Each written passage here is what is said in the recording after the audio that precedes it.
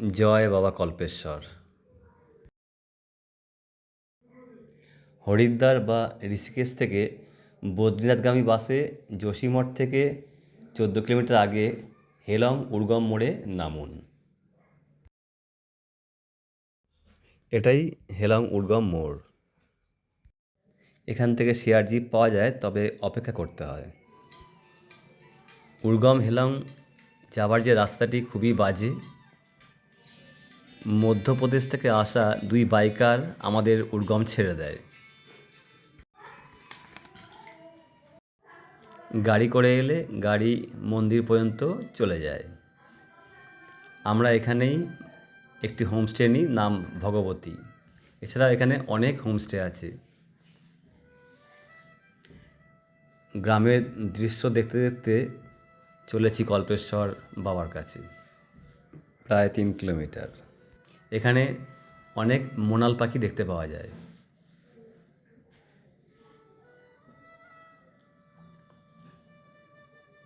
এখান থেকে নন্দাদেবীকেও দেখতে পাওয়া যায়, তবে আমরা দেখতে পাইনি।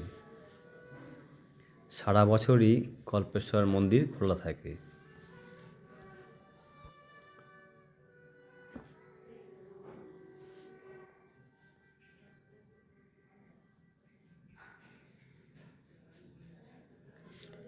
একটি সুন্দর ঝর্ণা দেখতে দেখতে সেতু পেরিয়ে পৌঁছে গেলাম। এখানে নিজের হাতে পুজো করা যায়। বাবা ভক্তদের সমস্ত মনোকামনা পূর্ণ করেন।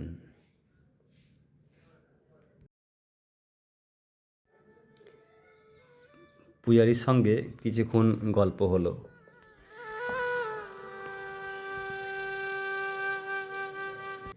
বেশিরভাগ যাত্রী এখানে আসেন, বাবাকে পুজো দিয়ে চলে যান। তবে আমি বলবো এখানে অবশ্যই একটা দিন কাটান, বিকেলটা ঘুরে বেড়ান। এবং এখানে অনেক কটি মন্দির রয়েছে দেখার মতো, যেগুলো কেদার মন্দির, ধ্যান বদ্রী তো অবশ্যই, এছাড়াও সোমেশ্বর, বিশ্বকর্মা, নাগ দেবতা।